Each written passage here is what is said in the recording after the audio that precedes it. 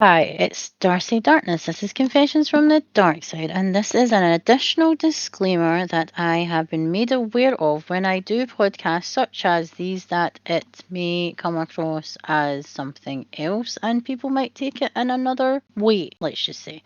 So, when I'm talking about any sort of things to do with the true crime and the movies that are based on true crime or true cases or fact versus fiction, etc. This is my opinion if you weren't aware. If you haven't listened to a podcast from Confessions from the Dark Side before, then a lot of our things are taken in jest. We do things a wee bit sarcastically, a bit funny, even when things are serious and subjects are serious, because that is just the people we are here at Confessions from the Dark Side. I myself, Darcy Darkness, I am autistic. If you are not aware, if you have not listened to anything before, and sometimes I can be misunderstood in what I am trying to say. But what I'm trying to say in this disclaimer is my opinion. So if you have your own opinions, again, you can comment and let us know what you think. But this is my opinion from my point of view and my perspective. And if you don't like it, get the fuck out my kitchen. Like I say in every disclaimer. Can't stand the heat, then get the fuck out. I just wanted to clarify that this is my opinion only, or our opinion and our opinion only, because this is a two-person podcast, even though a lot of the time it's only one person talking, but it is opinion. And when I'm talking on these podcasts and I'm giving my opinions, some people might not like it. You wouldn't be here if you didn't. And that's what I just wanted to clarify. And like everything, so enjoy. Hello and welcome back. I am Darcy Darkness, and this is Confessions from the Dark Side. And this is Confessions from the Dark Side presents Scary Story Time. That's right, we have a second part, another part, should I say, another scary story that has been dramatised for the big screen. And this is the real Emily Rose, which is the Annelise Michele story. I'm going to get the disclaimer out the way because, again, I cannot be trusted. No, I can't. We are full of so much adult content that some of you may think this is unnecessary, and some of you think that this isn't needed. If you are one of those people, then thanks for checking us out, but I will say this only once. If you cannot stand the heat, then get the fuck out of my kitchen. Now, for everyone else who likes what we have here, then regular scheduled programming will continue. Shall get started. Are we ready? If you weren't aware, the exorcism of Emily Rose actually was based on a real life event of a young woman who was subjected to not one exorcism but 67 over 10 months, which ended up taking her life, sadly. We are stepping into another unfortunate case that has been brought into the big screen that was based around real life events. Today we dig deep to find out, was this victim possessed, or was she a troubled young woman with complex mental health and additional health needs? That between medical experts, her parents, and the Catholic Church, who was to blame for her untimely death, and who was really at fault in the time leading up to her last moments here on Earth. I asked you a few questions and here, in fact. Did you know that the movie The Exorcism of Emily Rose is based on a real case? And were you aware the atrocities this poor woman was subjected to that our family allowed to happen? What I asked myself as a parent who would not only die for my child and family, but protect them right here from the first moment I heard their heartbeat until I am no longer on this planet. I will always look after, protect, support, and do anything to protect them because this is my job and it's the only one that counts. Pity Annalise didn't have such parents. It seems her parents may have wanted the best for her, but at what cost? They put their trust and their daughter's lives in the hands of the church, when clearly there was something else underlying here that religion has no place for. I must warn you, listeners, and our community, this story, this case even, makes me so angry about the lack of information and the facts that the church didn't take into account. There are so many versions of this story out there, and you can see there is a lot of bias from all sides, but not from the person it counts the most, and that was Annalise. Here we have an intelligent young woman who is starting her adult life, and then in the movie we see she goes from having a scholarship to study. She was from a quiet, tight-knit and very religious family in a small town, and then she is shipped off to a different type of world with a lot of changes, again overwhelming for all the change, but for a better positive time in her life. To her struggling with being on her own and her life having a dramatic change.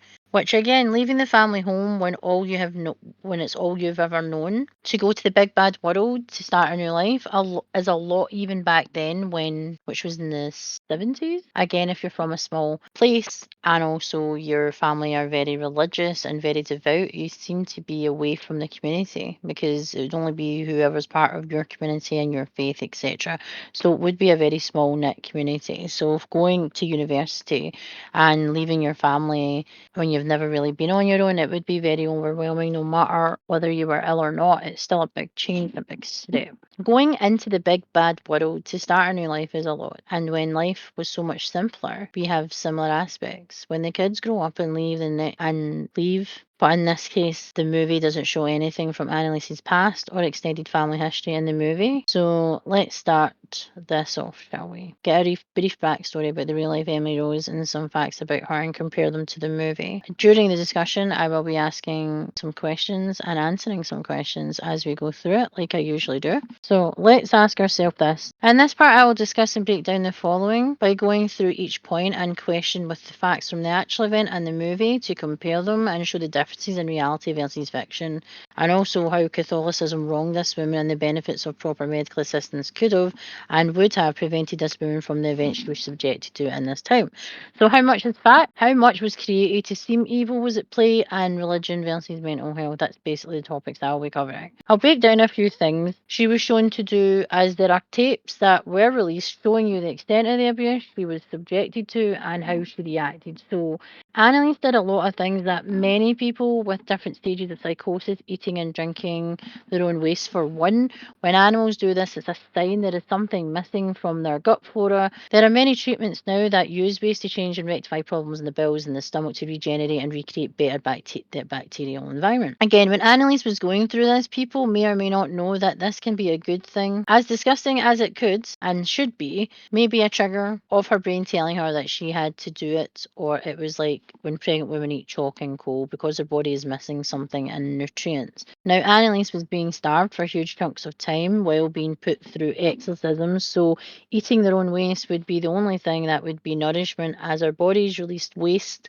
once our bodies absorb everything from the food we eat. So if she was being restricted from eating and drinking, I'm not surprised she resorted to eating her own waste if she wasn't eating or drinking. In 10 months, the severe trauma from the 67 exorcisms not only destroyed her mental health, she had left because it's been shown that mental health issues and conditions run in our family. And they talked about this in the movie, but in the actual reality, they didn't take this into account. And again, they kept saying that obviously medicine and modern medicine was wrong and only faith would be able to end this suffering, even though technically she would always have it because she was mentally ill and she ended up having physical health problems. And the physical health problems that she did have was been proven to be epilepsy, especially with the things that would happen to her before, during and after such events when she would be prone to having the seizures, which are like the temporal lobe epilepsy that they said that she had because of the way she actually acted. She was like this apparently in childhood, but again, back then in the 60s and 70s, you would be sent away basically. It wouldn't be the way it is today, because I think going away is like your last resort usually. Well, in the UK it seems to be you can be sectioned and things like that, and usually if you section yourself or your family does, then you have to be proven that you can be signed out basically on the event of anything happening to you. Apparently Annalise was scared about going into a facility and not coming out, but there we go. So like I said, so in the 10 months, the severe trauma from the 67 exorcisms not only destroyed her mental health she had left, but it physically destroyed her. From the pictures available online, you can see how she looked before, during and after, and it makes you feel so much pain for her.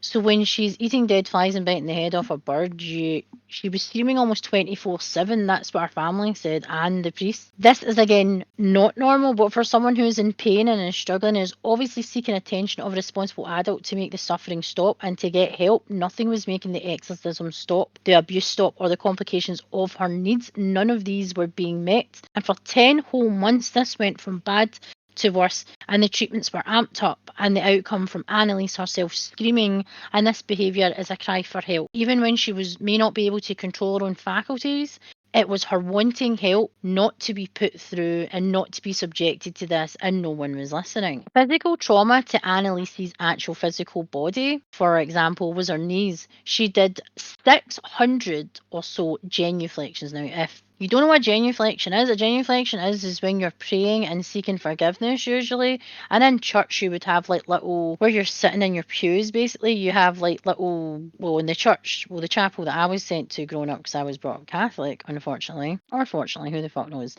They had these little kind of cushiony type things on the floor where you would kneel. They were still uncomfy as fuck, but it was basically every time the priest would tell you to kneel down, that's you genuflecting, basically, as kinky as that sounds, being on your knees constantly. But she did it 600 odd times and she had 67 exorcisms. So her 67 exorcism over 10 months, that's 67 genuflections she was doing. And in the movie, you see Emily doing it where she goes, like, you can see her going on the ground. She's going bang, bang, bang, bang. It's just constantly on her knees. And going on your knees at any point and causing like a kind of stress type of, not even like a fracture, it's like when you're putting stress on your joints and your ligaments and the connective tissues that are surrounding your knees. So when you're normally bending or exercising where you do a lot of squats and bends and lunges, that's wear and tear that you'd expect to go through life. But 60 genuflections or 67 of them over 10 months every time you have one of these, yeah, that is obviously going to do a lot more damage.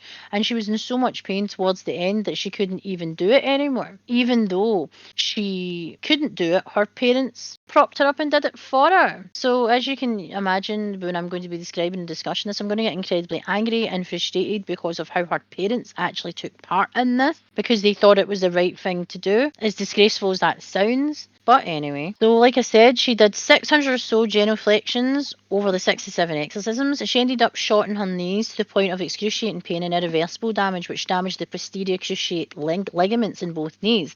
If you weren't aware, again, like I said, and genuflection is well when you either bend one knee or both knees in prayer. I doubt she had a nice comfy padded area like you do in church, but she was doing this on bare floorboards a lot of the time. So just think of that connection of her knees, not even getting to gently bend down. She was forcing herself down constantly. And again, you see that in the movie. It shows you're doing it in the barn. She just keeps going and going and going and going. And apparently that's what she was doing when, again, if she was having an epileptic fit, for example, or an episode of epilepsy where, like you said, she had temporal frontal lobe, I think they said that she was going through the additional symptoms that you get with having this condition, and also her mental health, where they said that she had anxiety, she had depression, and also mania. Mania and depression is what they used to call bipolar. It was called manic depression, and that actual title of that condition was changed because of the misunderstanding of what mania and manic and depression actually is. Because when people hear manic depression, they just automatically think in a nutcase. So they don't actually understand what it's like to be bipolar or have manic depression. So she had all these underlying conditions that were not only underlying, they were not being treated. So just think the confusion, the delusion, the hallucinations, the anger that she's not getting the help, the anger in herself, the anger within everybody else, and the anger of pretty much just the whole situation that she's only 23 at this point and she's literally been subjected to so much, and she doesn't understand it because she can't understand herself. Because when we were 23, if you are a young adult, especially from a very closed, devout, strict religious family, you're not going, and you've been put into the world, you're still going to be processing the things that you have had to go through, leaving the family home, going to college and going to university, and again making new friends and developing friendships and relationships. And maybe you're an outcast because you're different, and she's dealing with all these other things and hormones and everything like that. So you don't settle down until you're like 25 usually. And if you do have underlying mental health conditions, especially if there is a genetic flaw and genetic conditions such as mental health and they knew about it, then you just have to take one little instance to be triggered for that underlying condition and genetic flaw that you have to actually become something. That's what happens when you actually have the genetic of your family and it is things that are been proven that a lot of mental health conditions are passed down by the mother's side, like bipolar, schizophrenia, and things like that. Yeah, she was going through a whole lot of things in a short space of time, and then the overwhelming reaction probably would not have helped the way the epilepsy, the seizures, and the mental health would have evolved and presented itself, especially in times of overwhelming stress and anxiety. So we have that to deal with. The genuflection again with the knee bending can also be when you're praying, it's seeking forgiveness, basically. She'd done it all those times and she wasn't forgiven and never got the help, yet they still continued to do these exorcisms even though they weren't doing anything. They were just exacerbating it and making it worse.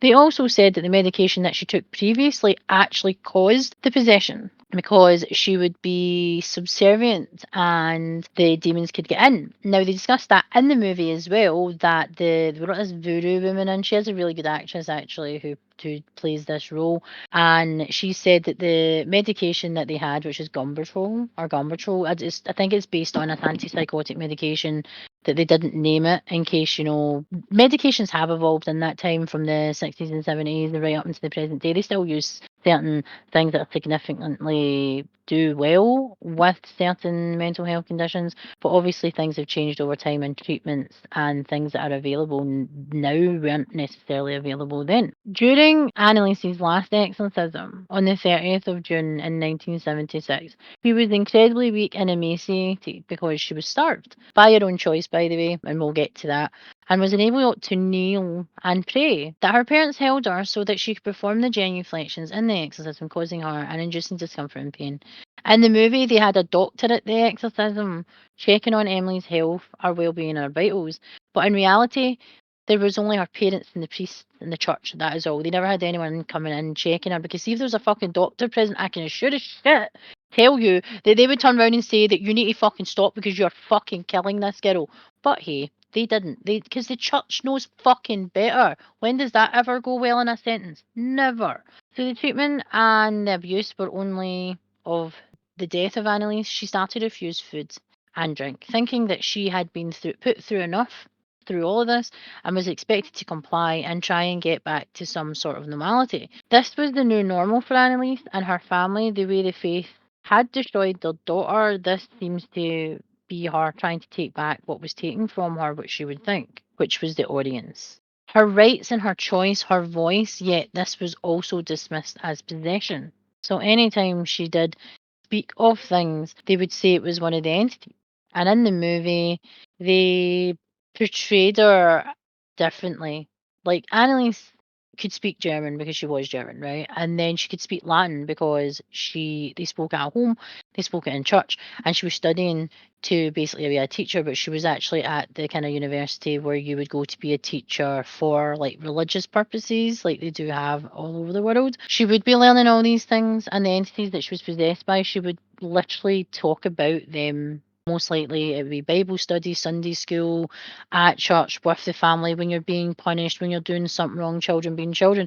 They would always use things like Lucifer and the devil and hell and Satan and everything like that. So again, everything from real life. There was facts behind the truth of what she was saying, what she was doing. There was facts, but again, the church didn't see it as fact. They seen this as blasphemy, most likely.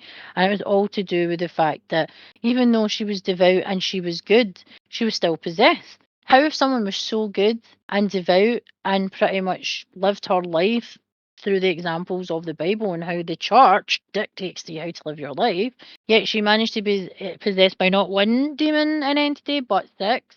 But hey, I have noticed when us as humans know when our time is up, we want to be there with our own choice and not that to be taken from us and someone to do it for us. They had taken so much already, she was already tired and broken, all of which could have been prevented if she had only continued to seek medical help. The life her family gave her by supporting the church and not even trying to help their child when she needed them the most. They believed in some fictitious deity who was going to save her, whereas in fact they killed her They did this by giving up on their daughter and letting priest torture rather than get help from professionals who could monitor her. Try and adapt a medication to suit her needs. This takes time.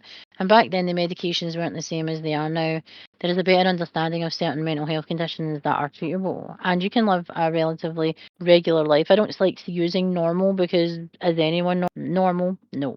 So, medical conditions that Annelise Michele had before the incident that led to her death. Now, as I said before, seizures, anxiety and epilepsy and behavioural issues. So I'm going to discuss them. So seizures.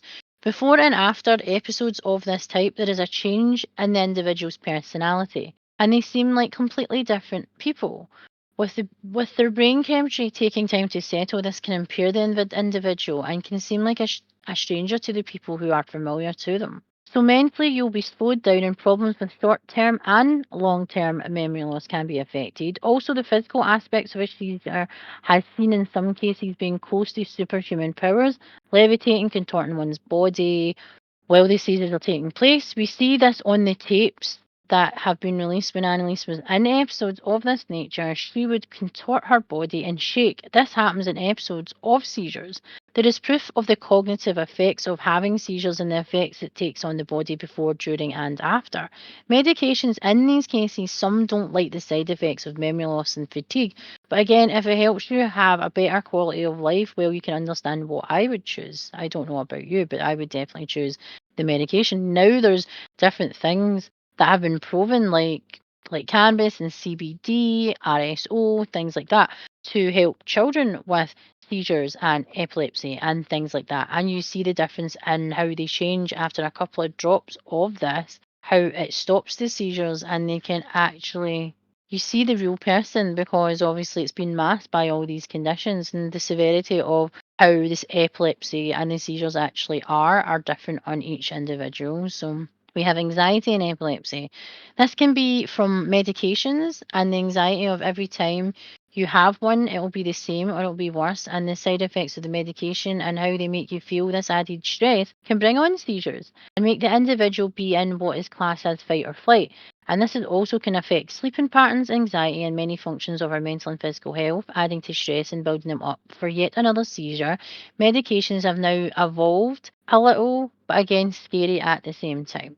Epilepsy and behavioural issues. So, when I discussed previously how our minds are wonderful things, when there is an underlying issue that is affecting day to day life, and having epilepsy, it can change the person. This can be shown in behaviours before, during, and after as the brain chemistry changes, and can sometimes take time to return if they're having multiple episodes of seizures. Then your body and your mind won't feel as if they are your own. The changes in demeanour, language, and motor skills are all affected by this, and this can be shown again in the videos of the supposed exorcism, and can be explained that this was an epileptic episode and not a demonic possession in moments like this. They neglected to realise that this young woman was a very intelligent individual who spoke Latin due to her course, and she was also speaking German because she was German. When she was speaking in tongues, it showed that she was actually speaking in German, but it was like different dialects, because as you can imagine, there are different dialects for different towns and villages and places all over the world. So every language or dialect would sound a wee bit different.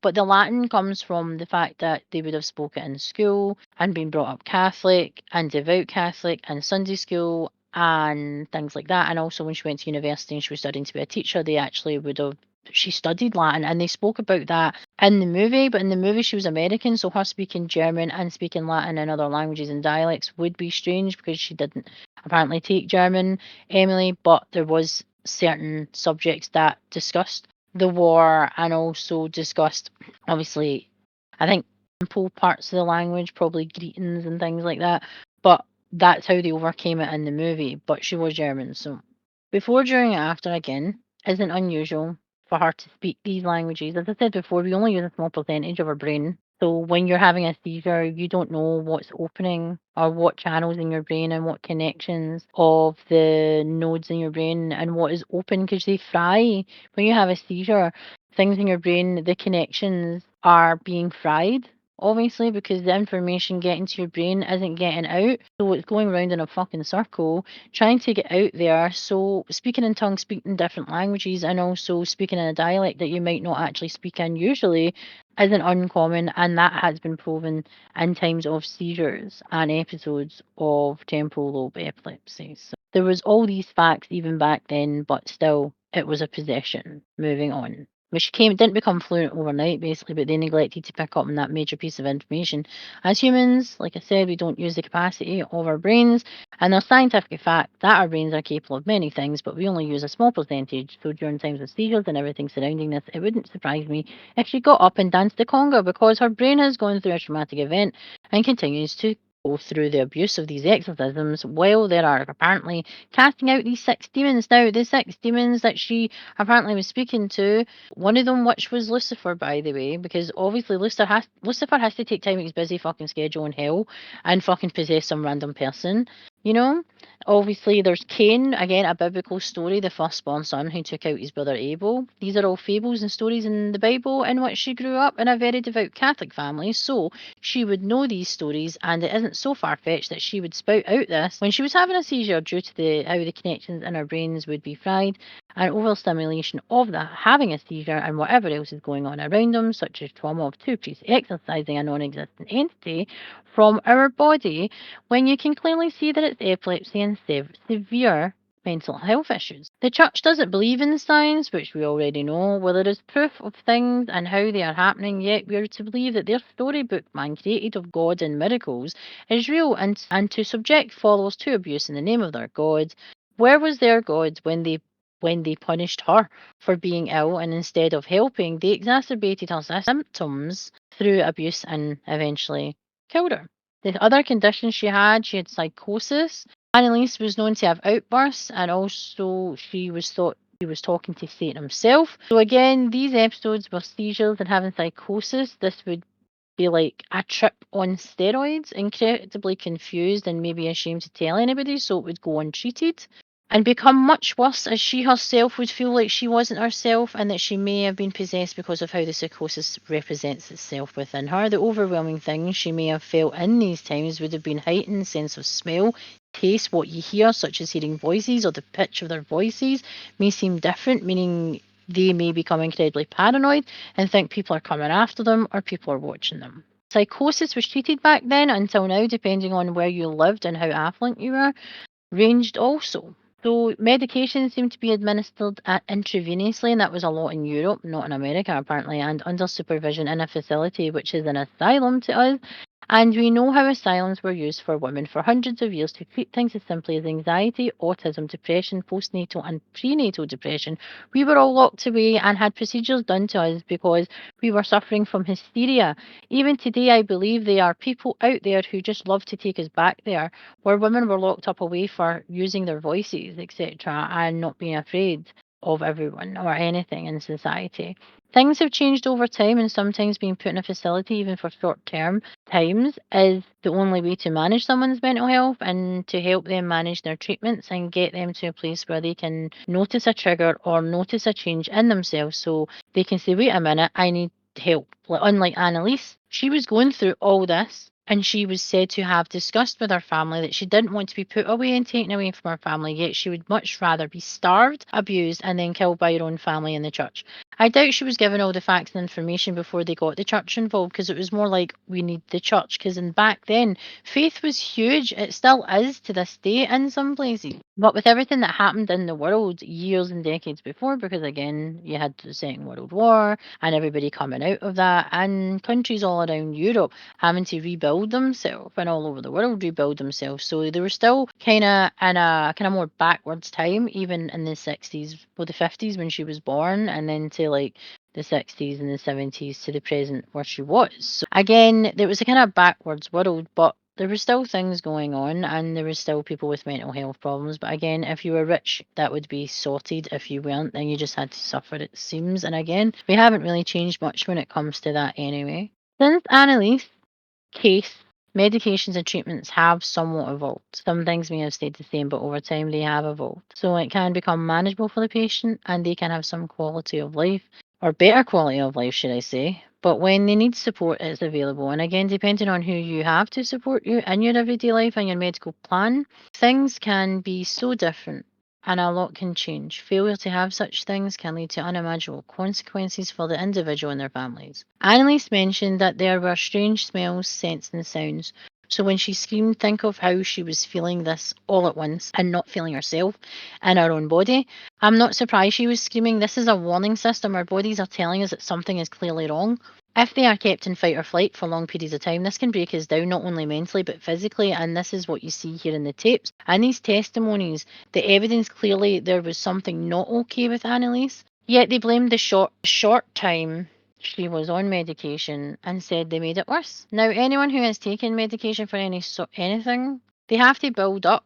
And sometimes you need a few months of tweaking before they actually start showing positive signs, and they are helping and relieve some of the symptoms. Failure to do this and take medications and be taken off them, like not being weaned off them, then they can actually cause catastrophic symptoms and side effects when you're not properly weaned off them and you're taken off them not by a medical professional but by a priest who knows fuck all, and your family who knows fuck all, it seems, and puts their trust into people who know nothing. The church apparently do have experience with mental health, and when I say it loosely, and I'm doing air quotes here again with no camera on for you to see me, because if you saw the amount of eye rolls I do in these things, I'd go blind. So yeah. They have experience, or they claim to have. They read some things, they do some courses, but they don't actually physically have experience in dealing with someone on a day-to-day basis. It's the things that they're told and not the facts that they should be told, and the evidence that they have, because it's scientific evidence, and that's not what the church believes. So they just keep going around in a circle, it seems. It's like try again. If you keep trying, it will be successful. Spoken like a true cult. So, having no experience with mental health or any other medical conditions for that matter, it's a courtesy for emotional support, usually, but taking matters into their own hands in this case was abusing their job as a priest. To not only themselves, their faith, but to Annalise herself. They abused a follower because, in their mind and the church's mind, they were doing what the family asked. And I do believe the family should have had a worse punishment for subjecting their daughter to this in the first place. They caused their symptoms to become worse, they caused this, and the priests did what they were asked to do, but again, they didn't even have a moral compass here.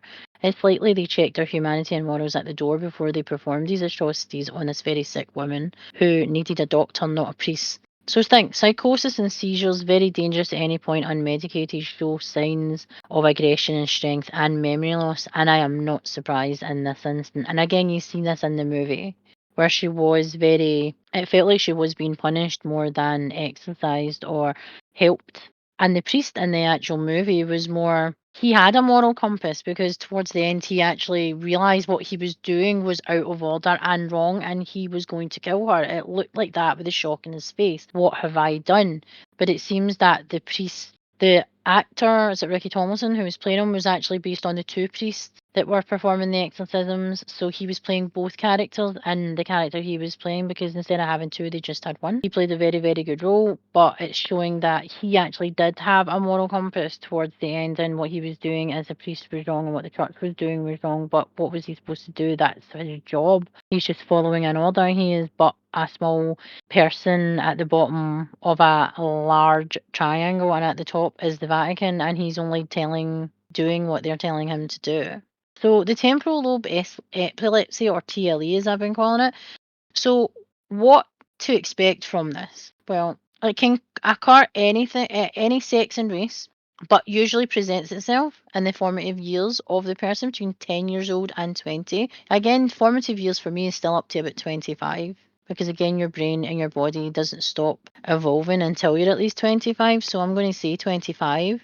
Annalise had previously showed episodes before going to university and had seizures that again were written off as other things, but there is mental health in the family, and again they failed to look into this more, and I spoke about that earlier. Episodes of deja vu, feeling as if you had lived through this before, and also senses of things that are not familiar to you. Feeling physical symptoms of nausea similar to a wash machine feeling, and this can cause extreme anxiety. Altered senses in times of before, during, and after seizures, so things would be amplified and overwhelming.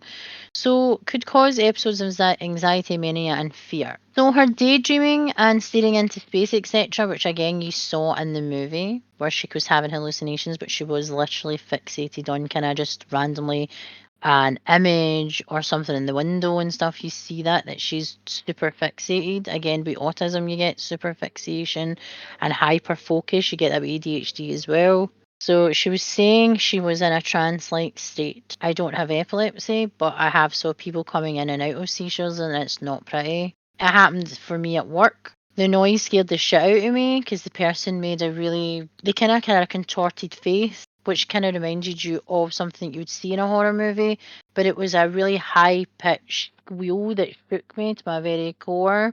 It lasted about 30 seconds to a minute, and it was sheer chaos because I worked in a call centre at the time, and the person literally just fell to the ground, and you could see the person bash. They were being hurt while this was being going on because the body was shaking, and they were banging their head off the desk, like on when they were on the floor. So this person had a lot of issues with their brain, who ended up having to have operation later on because of the blood clots created when their head would be put through traumatic events through their seizures, which people don't take into account, that you're better off just moving everything away from the person so they don't hurt themselves, and make sure that they're not biting their tongue and swallowing their tongue, because when you have a seizure, a lot of time that's the thing that most people look out for, is them choking themselves, being asphyxiated by their own tongue, because again, your body is going through spasms, thousands of them, maybe millions at one time. Sometimes people are poker straight and they can't move, they're like totally frozen, or you literally get people who flail about.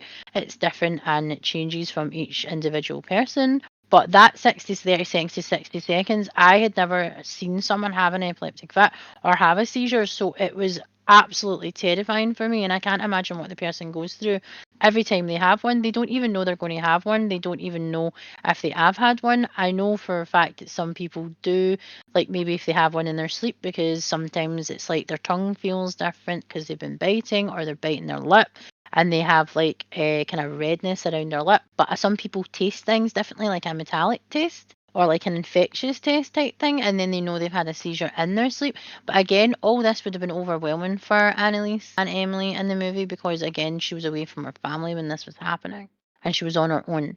And a lot of the episodes were happening on her own, which would be a high stress, high anxiety time when she was left on her own to get on with her life, because she didn't have the support of her family or even her roommate, it seemed in the movie. She didn't really have anyone, and she was an outcast and she didn't have many friends, so therefore she would feel alone, high anxiety, high stress, and that would again amplify how she was feeling. And in these times of her seizures, it would be amplified again. So again, it wasn't pretty, and not, she wouldn't be able to understand what the hell was going on. She wouldn't know who the fuck to turn to. But when she had these seizures, remember, the church said it was evil. It was how the evil was getting in. Times of confusion and unusual speech, again, speaking in tongues and other languages, again, the brain is a wonderful machine and we don't use enough of it. So, in events such as a TLE seizure, this is not uncommon, as the brain's connections have become in a state of failure and the brain is trying to reset itself. You find before episodes like this, speech becomes skewed and confusion is at its highest because our brains know something is coming and something is happening, and we cannot find where or when, they just know it will. And instead of giving us a clue when it may occur, these are the types of signs that show something is about to happen. So when they are left untreated in Annelise's case, then these would become more violent and will become more and more of a routine left untreated or undocumented. So exercising her, if she was possessed, would only put her body through a series of shock, and in turn would make it worse for her. When the episode is over, she would be confused, and her body would be lost.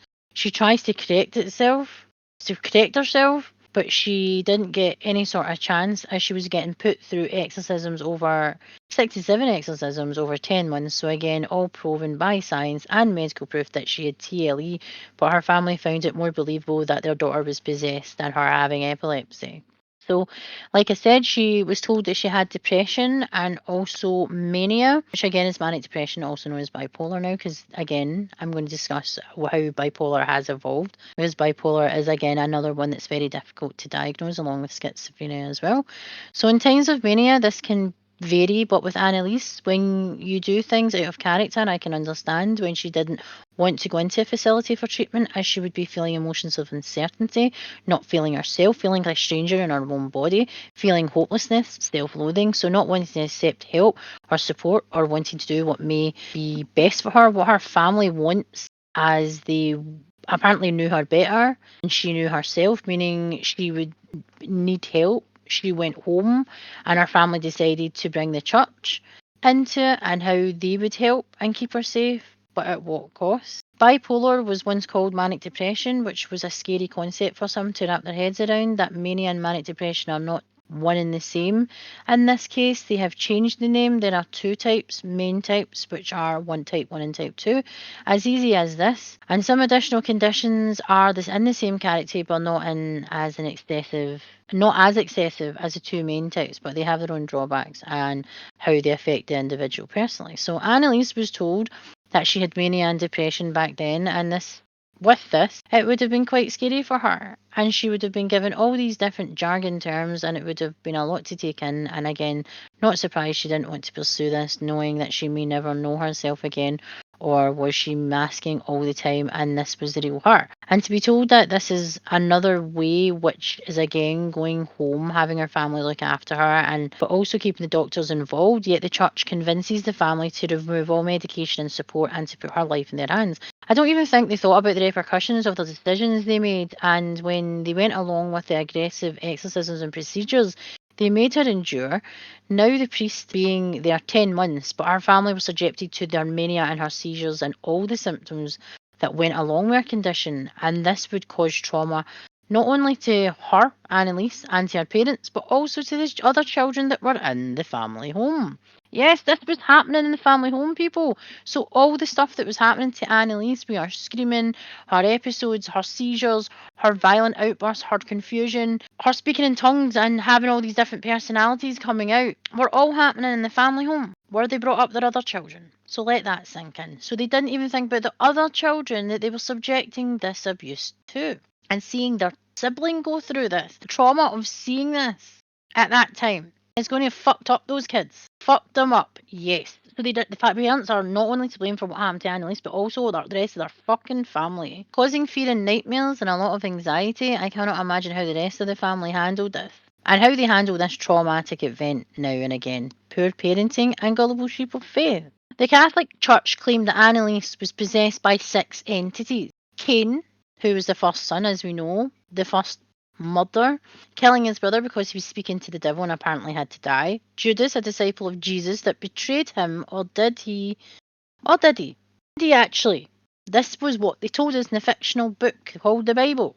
So we must believe it, because it was written in the Bible. There is 3 sides to every story. Their side, your side, and the truth. And this is fictional, so there's no truth at all. Lucifer, cast out of heaven for being a naughty insubordinate angel, a bit of jealousy over human race, and in turn became Satan, the ruler of hell and the punisher of humans who do wrong on earth and cannot be accepted into heaven and the pearly gates. Hitler, well, we all know who this dictator is. He doesn't need any additional airtime now, does he?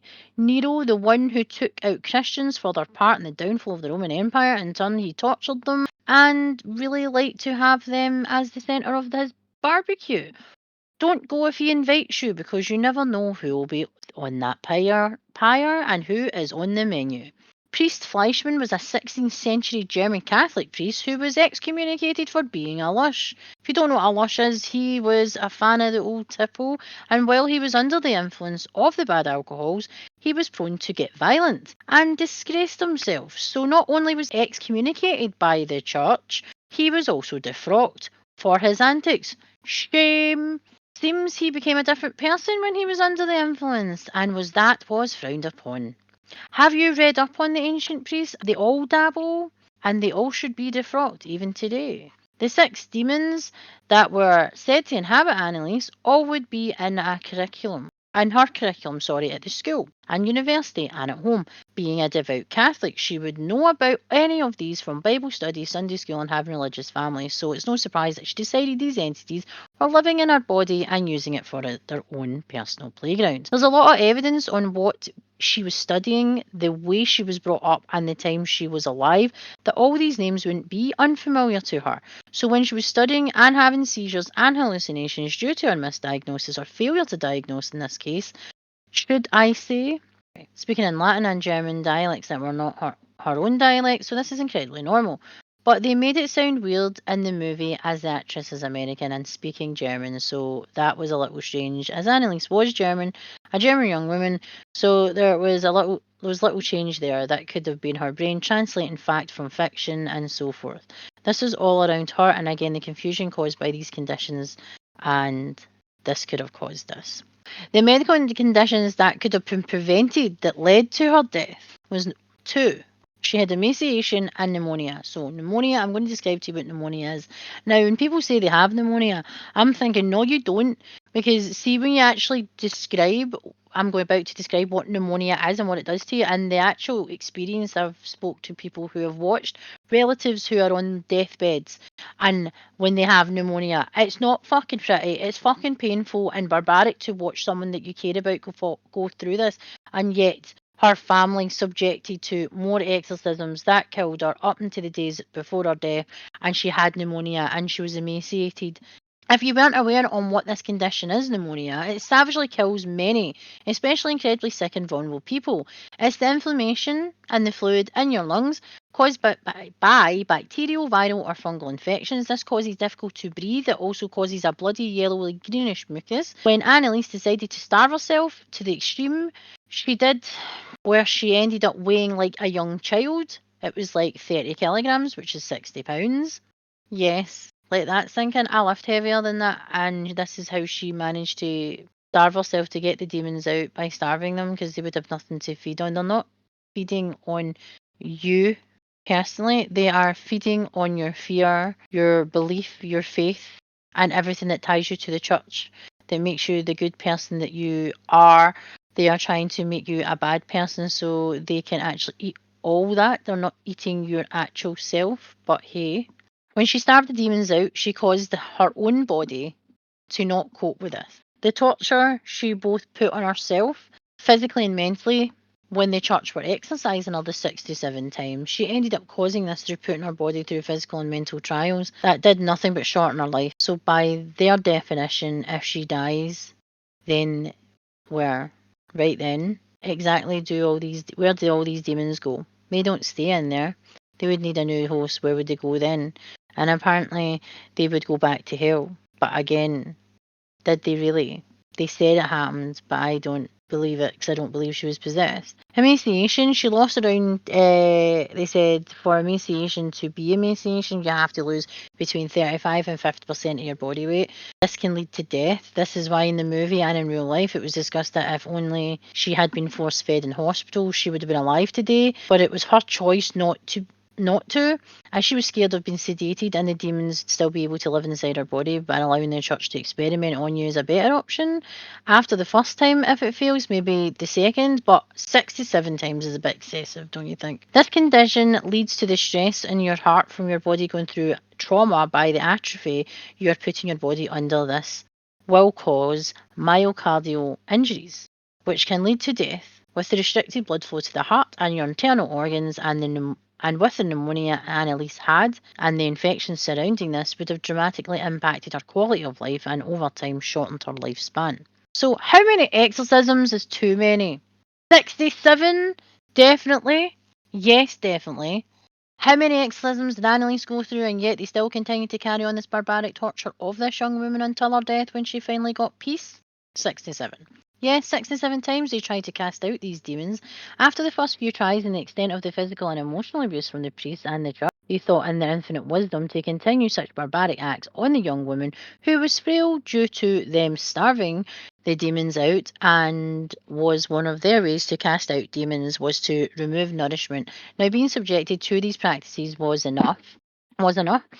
But to starve an already frail and sick young woman to constant abuse that her family saw as the only way to help their daughter by watching her suffer instead of seeking answers elsewhere.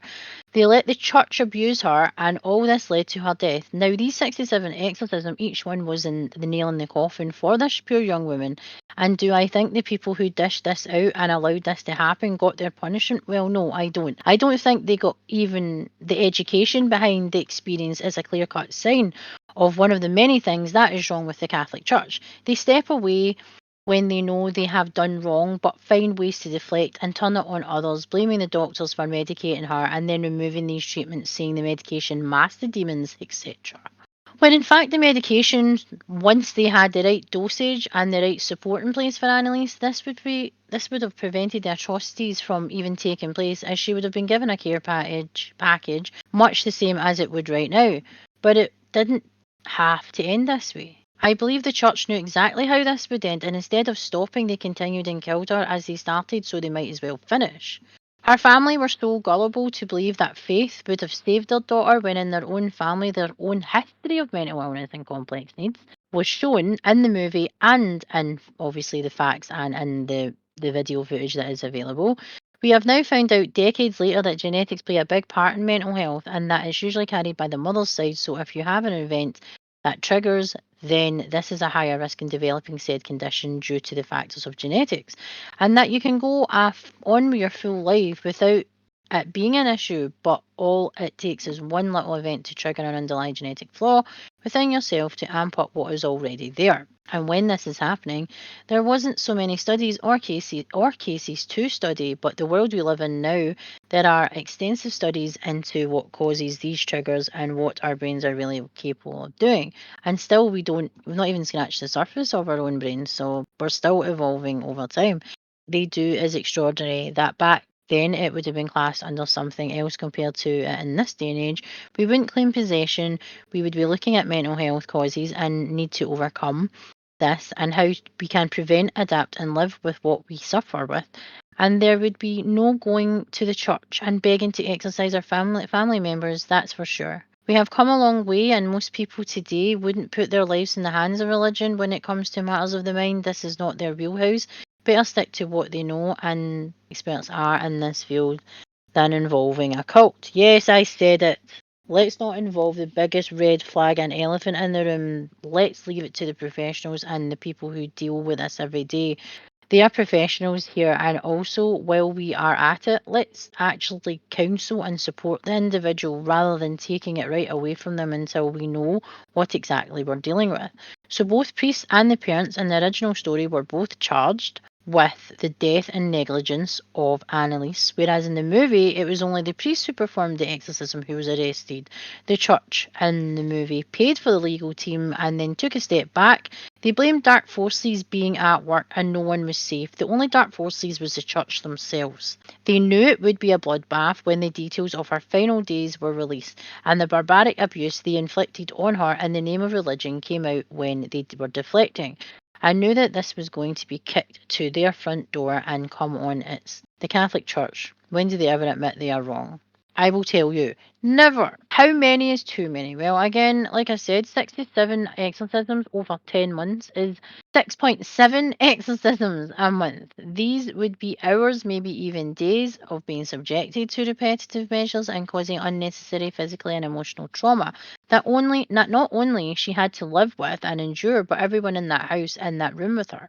Just think her last moments on this planet were in fear, violence, and trauma, all of the hands of herself, her parents, and the church. I say Annalise herself because after everything she sought sanctuary in the arms of her parents and expected them to have all the answers and for them to protect her from everything and everyone. So she would end up reverting to a childlike state because she was scared and unsure of herself and couldn't find where she was because she was lost in her own body and mind. Her parents, though, should have been strung up for doing this to her and pushing her through this after the first few times of this. Then they should have stopped. This is fanaticism and zealots right here. The abuse of power, trust, and faith, and the church.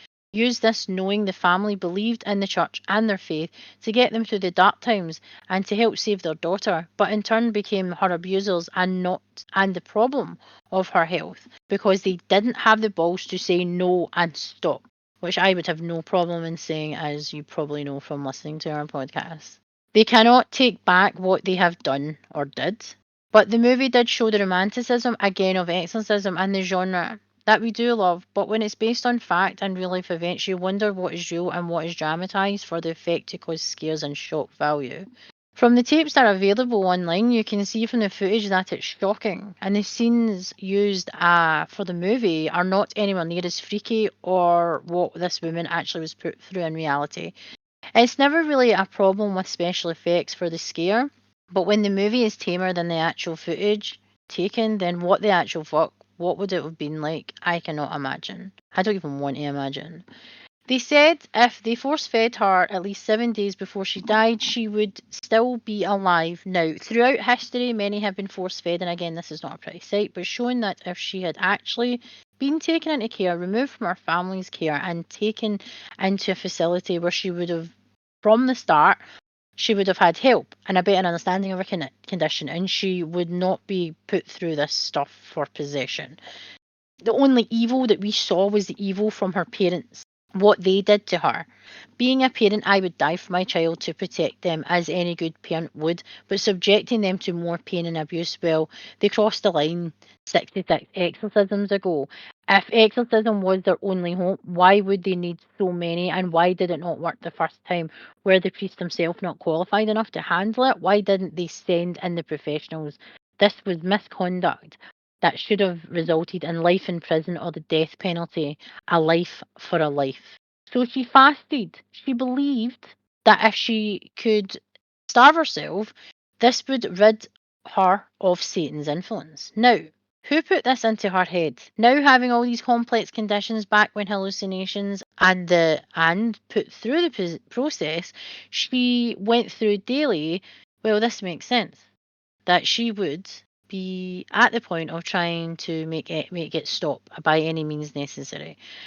But this is what I mean: removing someone's right to food and water. What this does to your body, your mind, and your sanity, depriving your body of nutrients, not only makes you easier to manipulate, but you are easily led into thinking that what you are feeling and what you are going through is more complicated and that you need others to help you. So bringing the church in and our parents saying they are going to help, this would have been easier to hear and take in and process. And when the priests are saying evil is doing this to you and that they are the only way to stop this, and factor in she was fasting and resorting to eat her own waste and drink her own pee, by the way, TMI, was her body screaming that they needed help. No amount of starvation will help you rid of your body of demons and evil, but makes you an easier target for others using you, and they are to blame. And they blame this victim and the family when it doesn't go their way, like it did. Here, a lot of finger pointing at the family, and during this time, and all she wanted was it to stop, yet she was subjected to it more and more and being put through all this unnecessary procedures at the hands of a priest in the church. When she passed away, she weighed around 68 pounds, which is 30 kilograms. Like I said, I lift heavier than this. So this is what made me feel sick to my stomach. She wouldn't have the energy to fight anymore, yet her parents held her up, forced her to genuflect and go through this last exorcism days before her death. She had little to no energy or life left in her, but still they kept going. Again, abuse, they killed her. Sick fucks her parents fucking were. In the movie versus reality. The court in the movie, like I said, it was only about the priest and the church representing the priest, but the lawyer was, well, agnostic. She did not believe in that faith. She did not believe in that. She was more on the side of it was mental health, and that she was obviously mistreated under the church and her family. But she had to obviously defend her client because obviously every client deserves their representation, whether you're guilty or not. They brought in lots of different experts to try and push that her coming off the medication was a good thing, even though the lawyer herself knew it wasn't. So again, the movie I felt was, well, the court case aspect of it was the way a lawyer would be. They're looking at the whole picture and not just thinking about the church. And yes, the Vatican and the priest are their clients, but at the end of the day, someone died under their care for someone with complex needs. So she was trying to see the bigger picture. Do I believe that the priest in the movie was already in jail, and when he was convicted, he got time served. So the time he spent in prison was enough, apparently. And again, the council on the other side didn't want this. They wanted him to obviously come back and get an answer there and then. I felt like the judge in the movie felt that what the priest was subjected to, not only with his faith and him questioning his faith and him going through this and him doing this to Emily, that he'd suffered enough. Do I think he suffered enough, even in the dramatisation on the screen? No. I do not think that he suffered enough being in prison for maybe a few months and he subjected that girl to 10 months of that. In reality, the parents got negligence, and again, they didn't go to jail. None of them went to fucking jail. Those 4 people that actually caused the majority and the severity of the things that that young woman went through, even though they said it was her decision, they backed her for starvation. They backed her for the exorcism. They backed her for everything, like I said, because she wouldn't be in her sound mind. She would not be of sound mind. Starvation, for one, fucks with your brain and causes even more hallucinations and anxiety and questioning yourself and self doubt. So even if she did say she wanted it to stop, at this point, she had parents who would most likely say that to make it go away, the church is the only way. So even if she did say no, her parents would brainwash her into thinking that the church is the only way and the church is her only survival in this. So again, the court in the movie versus reality, I still felt like they were very lenient on the subject. A person died. So what, you're going to use exorcism and possession every time you kill fucking someone to get away with it? No, I don't think so. What was kept in and what they added? Well, again, they had an American actress playing her, so she was speaking in German and speaking Latin. And again, they explained that she took German and she had Latin, whereas the actual woman herself was from her family are German, and again, she got Latin from the studies of the religion growing up, being in the household, and also what she was doing at college. They kept in the insects things, the screaming, her kinda the attributes of how she was during times of high mania and manic episodes and when she was having seizures and stuff. They kinda dramatised it when they brought in a friend that she met and it kinda looked like it was a triggered event. Something triggered it that caused her to feel this way. And it only kind of showed you that. And then when they went to court, you found out that she had episodes previously in her childhood. But again, they didn't talk about that until the court case, and it wasn't really spoken about throughout the movie unless it was in the court case. Whereas in reality, the priest knew that she had suffered seizures. They knew that she had this type of condition, but they said it was demonic possession when there was facts and scientific proof that it was not a fucking sign that it was a possession. It was in fact TLE, which is temporal lobe epilepsy, also seizures, and manic depression, which is also known as bipolar today. Was it executed better in the movie? The people who have done reviews, I have seen the film multiple times and I watched it recently with my husband, and obviously I'm watching it differently. I'm watching it as someone looking in from the outside, not as a movie of enjoyment, if that makes sense. Because I'm picking it apart. And some of the scenes where you think are drastic for what happened to Emily, when you see the actual real footage, they're tame as fuck in the movie. The actress who plays Emily Rose was very good, and she is a very talented actress. She was also in Dexter, and she, even going through that movie, I can't imagine what it would take a toll on her mental health actually playing that character and the kind of headspace she'd have to get into to become Annelise or Emily. But it didn't look pretty what she was subjected to in the movie. And again, when you see the actual matching up of how they depicted it in the movie compared to reality, you would expect the tapes from reality to be movie when it's not. So that's how I felt that the actual reality was by far scary, more barbaric, more violent than the actual movie itself. Because again, they have to change things and likenesses and certain aspects of the story, because apparently the family weren't happy that this was going to be depicted on the big screen. Well, tough fucking shit. People were going to find out that you were fucking monsters if they weren't aware of it already. It just angers me so much that the parents got away with it, and they hid behind the fucking skirt of the church and religion and faith for the actions that they did to their daughter and the abuse that they fucking dished out to their daughter.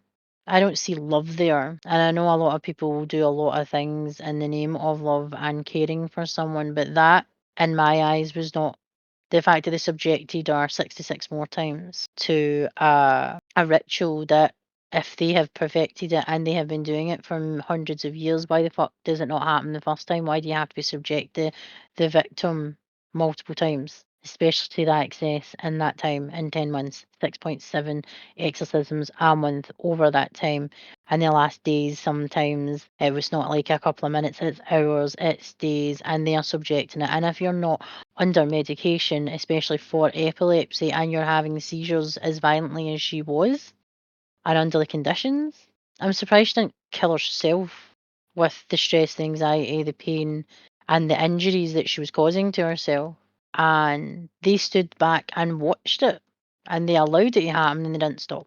In the movie, they showed, again, small scenes of this, and they tried to over dramatize for effect, for shock value, for jump scares. But I wasn't jump scared by that whole movie. When you find out the real story and the real footage, it just shows you how much the abuse of power that the Catholic Church actually does. And in this case, they got away with it again, hiding behind faith and hiding behind their beliefs. You took a life, so you should pay. They should all pay. And as I said, if she just ate for 7 days before she died, she would most likely be alive today.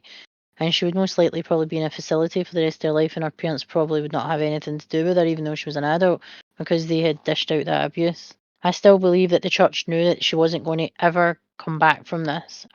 Believe that they did this and they knew that she would die, but they failed to tell the parents that she would die. They said they would save her. And in Catholicism, being saved doesn't rule out the death of the person, the victim who's possessed. Saving them could mean that they exorcise the demon as they die, as they have now been saved, and now they can go to heaven when they're living with hell on earth. So, fans and watchers' reviews and the truth. That's what I've just discussed. The comparison from the movie to the actual event is the movie is like Disney compared to, which is quite far fetched for me to say that because Disney has its own darkness, as you know, if you've watched anything of Disney lately, previously, in the past. It was tame, the comparison. It just still baffles me that this actually happened to the extent it happened. And still, people, again, mental health back then, even still to this day, probably in some places in the world, people don't want to believe it and don't want to believe that people actually have these conditions that affect them on a day to day basis. Well, tough shit. It does. Some people can handle better than others. It takes a long time for you to actually manage your condition, if you actually ever manage to control or adapt your life around your condition so that you can have a better quality of life. Annelise didn't get that option now, did she? Annelise was ill as a child again. They didn't specify in reality. She had episodes of seizures and mental health, and again wasn't treated as it should or looked into even. There was a history of mental illness in the family, and again wasn't taken into account when she had episodes at university. At school, when she had some episodes, they tested her and they were looking for epilepsy as it matched up with some of the symptoms she had shown and expressed around these times and during episodes. Was being treated with medication, in which the movie brought in so many different people to speak about the medication, it affects its long-term complications, but also the benefits. Sometimes you've got to just not look at the side effects. I am prone to doing this myself. Because at the end of the day, if you're only taking something for short term to help you to get out of a tough spot, depending on what's up with you, don't read the side effects. It will just put you fucking off. The movie tried to make the church and the forces of evil be the centre of the movie, and the other forces were at play, and the people will die if they are uncovered. In the reality, the church was the evil all along, with the parents. So, people were the evil here, not demons or Satan. People, people, people. Being in starvation mode and extreme to the extremes Annelise was, this would stop her body from having a cognitive function, a proper cognitive function anyway, and also your body would be unable to heal as there would be no nourishment and nutrients entering the body, and your body would eat itself, and hence why she was emaciated. And with her eating her own waste, her body was screaming it was hungry and it needed it, so it took whatever it could, and in her case, this was her own waste, insects, and heads of birds, apparently. This kept informed with the real events. Her stripping her clothes off during seizures is not uncommon for people in this time to throw whatever they can hold, including their clothes, shoes, etc. Her body became frigid and stressed. Seizures, her body would be prone to injuries inside and out. With no eating or hydration, the body would become infected and unable to heal, as there is nothing to reverse the damage she herself done to her own body. In a moment of mania, her thinking starvation would take it all away. Hallucinations could have caused her to think this. If she did this, then it would stop her own brain playing tricks on her, with the church being involved and her family trusting them. They would have them perform these exorcisms over and over again to get the results the church promised they would do and rid her of all this, and they failed to. Shock horror. In the movie, they had a voodoo priestess, like I discussed earlier, who blamed the doctors for giving her the medication in the first place, stating because she had it in her system when they performed the exorcism. Now, this is what is wrong in the movie. She wasn't taking the medication long enough to build up for it to work. So even though you get side effects for a short period of time, that wouldn't prevent, in her logic, for the exorcism for failure, because she was being exercised more and longer than she was taking the medication for. So that was bullshit right there. But again, they just love to blame other people. So wave your shitty stick at someone. Although in Annalise's case, she'd probably eat that shitty stick. So being incapable of doing so because the medication blocked the procedure from doing what it was meant to, cleansing the body of evil and casting out demons. Again, this is how religious freaks always claim to be the victims and act like doctors are to blame when putting a person through this violence in the name of faith is also wrong. The movie proceeded to show that when Emily had her first big episode in the church where she contorted her body and screamed like a demon was when Christ was killed at 2 minutes past 3. Again, fixating on religion, fake stories, false things, and making it about her being the chosen one, of course. The movie was more about the exorcism than the reality, with some Ally McBeal court case throughout. And it wasn't even as entertaining as Ally McBeal, to be fair. Emily loved God and her religion. This was also a reality to the real life Emily, who is Annalise. And again, as I said, a devout Catholic who lived her life by the Bible and all the teachings that she was brainwashed from childhood to adulthood. She lived this pure life, yet she managed to get demons inside her, even though she had the protection of God. Obviously, again, poking holes and plot holes in their fucking faith and story, but hey. They also claim she was still having episodes and violent ones after the medication, yes, because they completely took her off them without seeking medical advice. They took advice from a priest, and a priest is not a doctor, people, and they know nothing about this.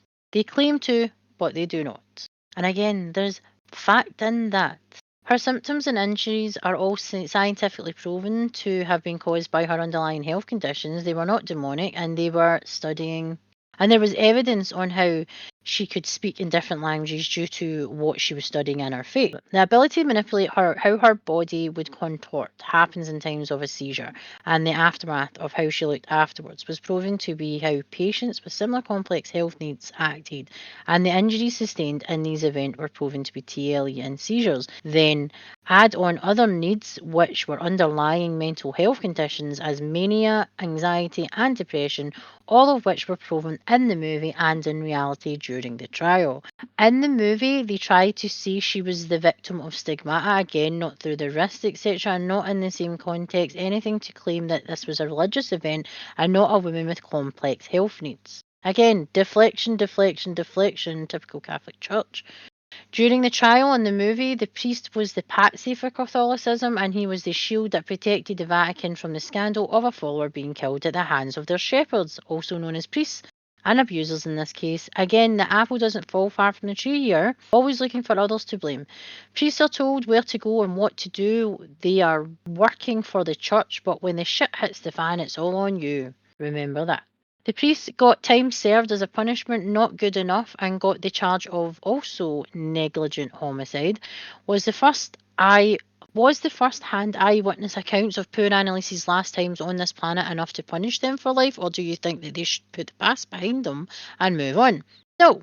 The family didn't want this movie to ever be released, and I wonder why, showing the true evil of a human being towards a vulnerable sick adult. Yeah, exactly. Subjecting your daughter and the rest of your family to this was okay at the time, for them, but you don't want others to know. Well, there's been many books that have been released for your side and against you, that proves that, and again, with science and facts and truth, that you were in fact wrong. And again, the mother of Annalise was, again, she still really was adamant that her daughter was possessed. She did the right thing and she did what only a mother would do for her child. No, we don't want to abuse our children and put them through pain and stress and injury because your faith told you to, you dumb bitch. This, I knew this was going to be an angry fucking podcast and it's only a fucking morning. Our father was already dead 10 years by the time Emily Rose actually was released, because he was one who tried to put a stop to any movies being released and also the footage being released, because again, it would portray them as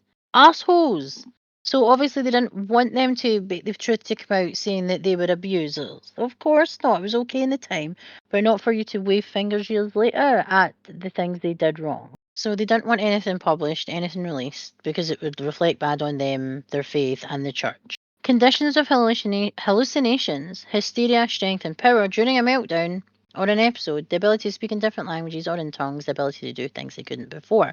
Again, this has all been tracked, and there is evidence with temporal lobe epilepsy, seizures, bipolar, manic depression, whatever you want to call it now, because again, it's still under manic depression on her actual records, not bipolar, because obviously bipolar is something that it's changed to in the, I don't want to say decade, it's been longer than a decade, it's been called bipolar, but as I said, things evolve. But the hallucinations and hysteria, again, it was all proven scientific fact that it was to do with her mental health and also exacerbated by when she had a seizure, and also the effects of having temporal lobe epilepsy, that these types of conditions and symptoms happen. It's not to do with the medication, it is actually to do with the medication actually can help with them lessening it from what they said, and also the fact that they can be better controlled, so you can actually have a better quality of life. Triggers and a better way of understanding on how these can manifest and why when they actually are medicated and have a proper successful support plan. Because again, the treatments that are available now that are not through medication but through alternative therapies has grown and does grow every year, basically. Every decade there's new papers coming out showing that there's certain things and different aspects of certain therapies that are beneficial for each condition and provide a better quality of life for the patient. Again, like I said, alternative therapies for managing the condition, preventative measures. Out of all these suggestions and measures, what were available during the real Emily's time when she was going through this and how they could have helped or would have helped if only they could looked into this more. Maybe Annelise could have still been here to tell the tale herself and explain what it was like for her to go through what she went through, and also the misdiagnosis or the underlying conditions and the way the church had treated her and the way her family thought that this was the only way that she would get help. So, what were her last words? She spoke her last words the day before she died, and she spoke to two people. To the priest who exorcised her and the day before she died, beg for absolution. Big words, big statement. And to her mother Anna, the tunt that put her through this and subjected her to this and watched her daughter suffer. Mother, I am afraid. I'm not fucking surprised you're afraid. 10 months of that fucking barbaric torture. The atrocities that she allowed to happen and also helped her to go through when she couldn't kneel and she couldn't do it anymore. They were holding her up physically while she was being exercised. I'm not surprised she's fucking afraid. A mother's job is to protect her child, not fucking subject her to shit like that. These last words are a clear sign that even in death she knew her time was up, and so was theirs. Yet her mother said she never regretted the decision she and her husband made by turning to the help of the church to save their daughter. Well, you should. Has someone tested her because she is obviously unstable as fuck and should have had all her children removed from her care after what happened to her daughter Annelise. Annelise's body was actually exhumed after her death, 2 years in fact, and not because what you think that they wanted to check to see, like test to see, like, what they did was wrong. No. Apparently, a nun in South Bavaria said she had a vision that her body was still intact. So they exhumed it because they buried their daughter in a cheap fucking coffin and wanted to replace her coffin. Are you fucking kidding me? You put her in a cheap coffin after that? Like, if you didn't have the money, then that's fine. But they could have just changed her graveside. But no, they completely dug her up, changed her fucking coffin. They took some pictures, which they weren't allowed to see her exhumed body. Again, I am not surprised. Why the fuck would you want to see your exhumed body of your child that you abused for 10 months and most likely abused their entire life because of the way you lived your life because of your faith? Because religion is not fucking pretty. It's not pretty. And fanaticism and zealots, as her family have been shown to be, it's clear, it would be like punishment and torture every day, but because you don't know any different, you would think that was your fucking life. So, yes, constant abuse. So they changed her graveside and basically put her back in the ground. But apparently her body was obviously in the stages of decomposition. No shit, she'd been in the ground for 2 years and she was fucked up in her life last days and when she died. They use a medication called Gambertrol, which again they talked about the side effects. Now, this isn't a real drug. They obviously have based it on other antipsychotic medications that they would have used for mental health, and also I think they tried to use it as a drug that was a combination for mental health and also her epilepsy. Which again, I'm not sure if there is such a drug, or I know they do use antipsychotic medication for epilepsy, especially when people have tics and seizures and other traits of the conditions, and obviously it kind of tames them, but again you would be taking much more medication for the other outstanding health conditions that Emily and also Annalise had. So this medication that was prescribed in the movie in the past, it stopped because the church told the family to do so. Again, they have no proof and no evidence that that Faith would be able to heal her over the medication. They felt obliged to open their home to these savages and join them in the torture while the rest of the family could hear it. She chose to go through this. That's what, again, they said she chose to go through this. Now, Annalise isn't alive today. She wasn't alive during the court case. So we're going by what two priests and the Vatican telling them what to say, and parents who are probably coerced into saying fucking shit for their faith because they believe their faith was right and their decision was right. I have no doubt in my mind that Annalise may have or may not have said any of that stuff. She could have said this stuff. She could have said all these things.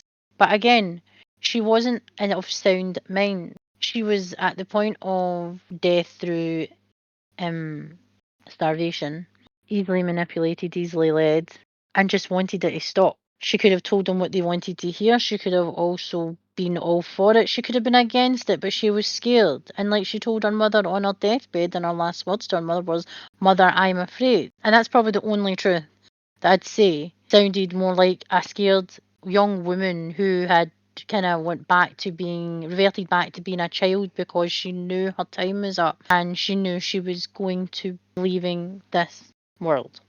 She chose to because she believed she was possessed by these entities and there was no other way they would leave her without the help of the church, God, and her faith. Mental, yes. Crazy, most definitely.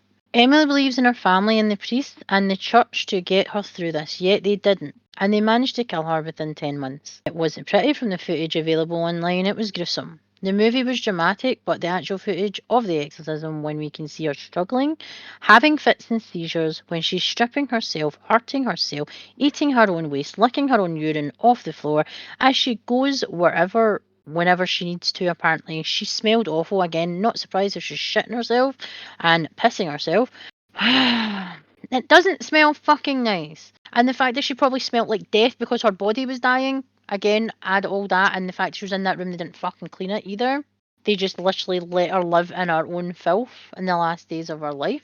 What nice parents you have, Annelise. You're allowing this abuse to continue in the family home, embarrassing not only for Annelise but you as a parent. Was the church, the Vatican, the priest and the families guilty? Was Emily guilty?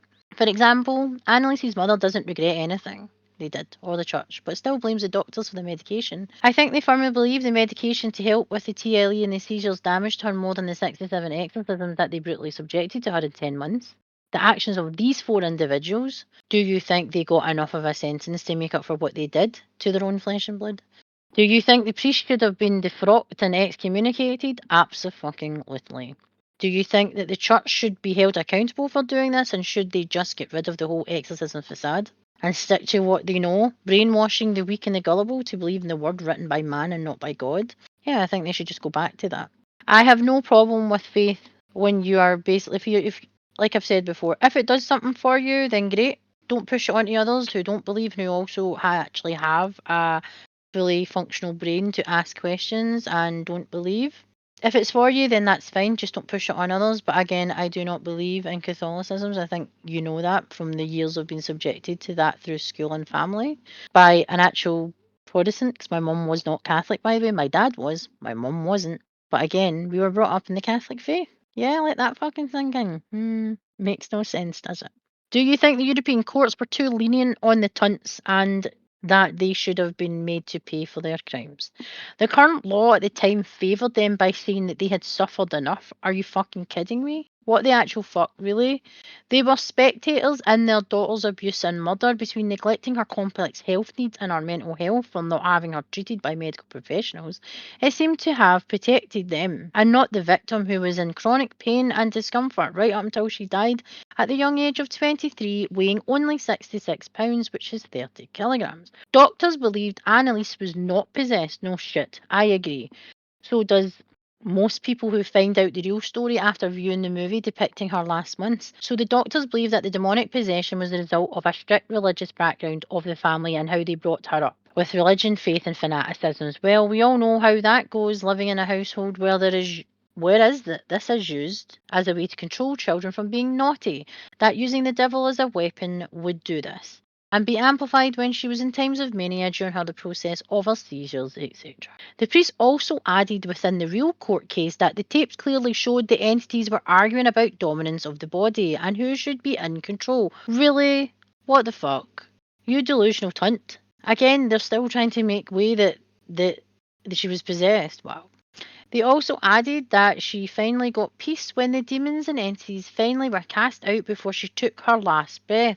Of course, they're going to say that their job had done and they had completed their task. It took 67 fucking times. And her death? Yes. What the fuck? Do I believe this? No. Weird how just moments, seconds even before she passed away, they managed to save her soul from eternal damnation. Always one for the drama. The drama. Aren't you Catholics? Catholicism. You couldn't hurry the fuck up and do your job? Not subject her to 10 months of hell, you just strung it out and in turn killed her in the process? Okay, because that's more fucking believable. Where did the demons go? Please tell me. Do I believe the 67 exorcism exacerbated her condition, both physically and mentally? Yes, I do. And she should have been sectioned by the doctors who were treating her at the start, reported the family for neglect and abuse and put behind bars, kept away from the church and the Vatican.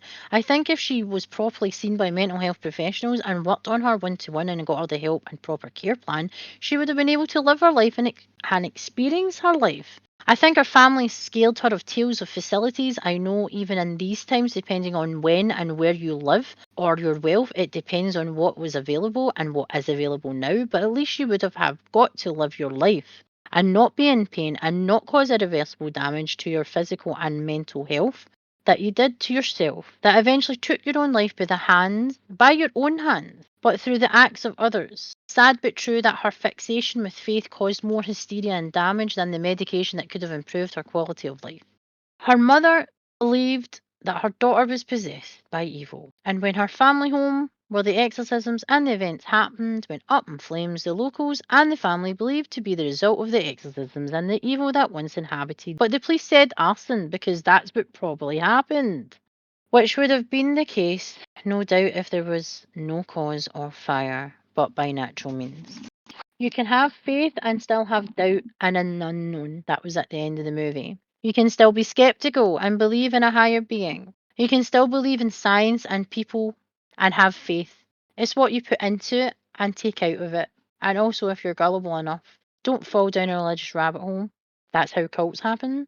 What did you think of The Exorcism of Emily Rose, and do you think it portrayed the original story and gave it justice? I think that the movie was incredibly tame compared to the real actual events, but it did shine a light on the fact that Annalise, or Emily, was incredibly troubled with her mental health and her physical health. Her family took upon themselves to abuse her through the church and faith, and also the church did that. They abused everyone. And again, look how that turned out. That never turns out well. I think the actress who played Emily Rose was amazing. She was outstanding. And I'm surprised she didn't need medical help and mental health assistance after making that movie because of the stuff that she was subjected to bring that character to life and that story to life. So well done for making us believe that you were possessed, even though it was mental health.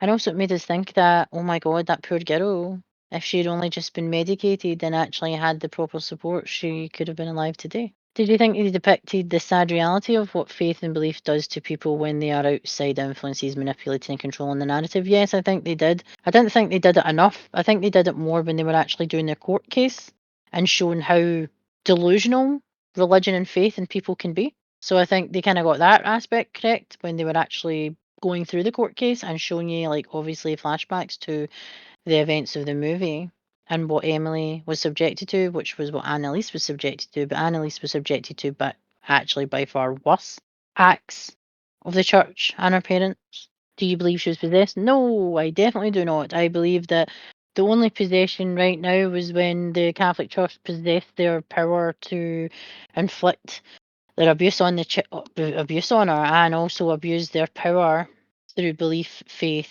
etc., through the family and through the church. I believe that that's the only possession that happened here. They possessed the power to stop, yet they didn't. They continued. Do you believe the people involved in this incident got the punishment they deserved? Do a fuck?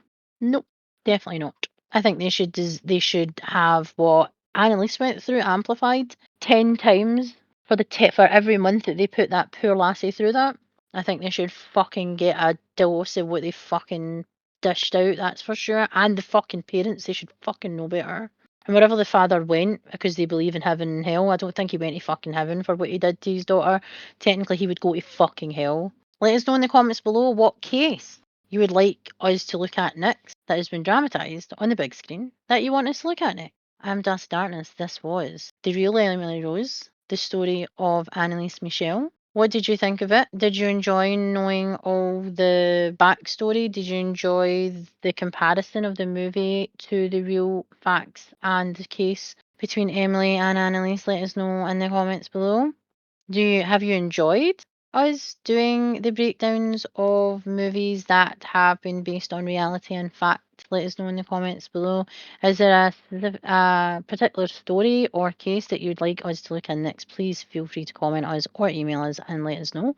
As I do really love it when you give us feedback, so I know what things that you want to see the community at Confessions from the Dark Side. So if you can email us again at our email addresses and also comment on a video or on X or any other social media platforms, that would be great. If you like content like this, remember to go check out our Confessions from the Dark Side social media platforms that are Twitter, which is X, Instagram, Facebook, YouTube, Amazon Music, Spotify and Buzzsprout. Let us know what you think on our social medias and let's get chatting about this topic, all the topics. Let's grow our community and spread how awesome the horror community is. If you want to get to know us as individuals, then you can check us out on our links below. I am Darcy Darkness and my channel is called Behind the Mash Reviews.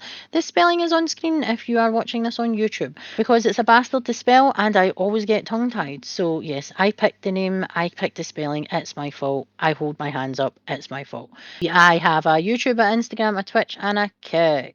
Lunar is Lunar X Rising and he's a YouTuber, Twitch and an Instagram under Lunar X Rising. And if you need to reach out to us at any point, like I said, for anything, we have confessions from the dark side at gmail.com. Darcy is behind the mask reviews at gmail.com. And Lunar is Lunar X Rising at gmail.com.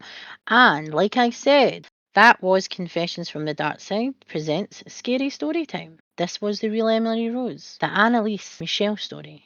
And I'm Darcy Darkness, and I will see you in the next one. Later.